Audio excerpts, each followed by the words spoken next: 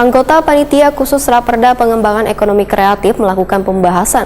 Kehadiran Raperda Pengembangan Ekonomi Kreatif dapat mendorong peningkatan daya saing dan kreativitas pelaku industri kreatif. Dikarenakan perkembangan pelaku ekonomi kreatif di Banjarmasin terus mengalami peningkatan, sehingga keberadaannya perlu dikuatkan dengan payung hukum.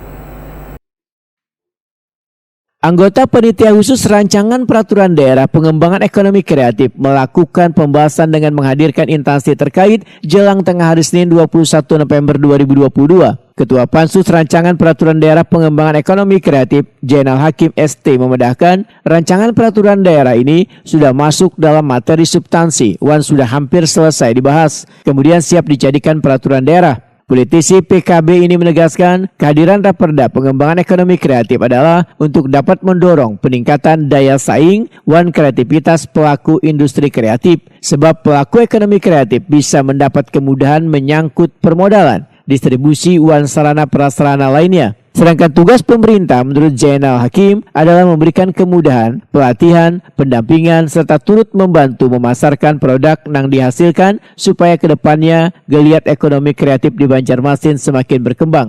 Zainal Hakim menyatakan Raperda Pengembangan Ekonomi Kreatif akan menjadi dasar pembentukan kelurahan kreatif, yaitu kemajuan ekonomi kreatif di tiap kelurahan yang lebih diutamakan dalam pembangunan Banjarmasin. Selain itu, dibuatnya Raperda ini bertujuan untuk menunjang dan mengembangkan usaha berbasis gagasan terbaru bagi pelaku ekonomi kreatif yang perlu diberi wadah perlindungan maupun pengembangannya. Dikarenakan perkembangan pelaku ekonomi kreatif di Banjarmasin, baik di bidang kesenian, ekonomi, pariwisata, dan lainnya, terus mengalami peningkatan seiring lahirnya wirausaha baru, sehingga keberadaannya perlu dikuatkan dengan payung hukum.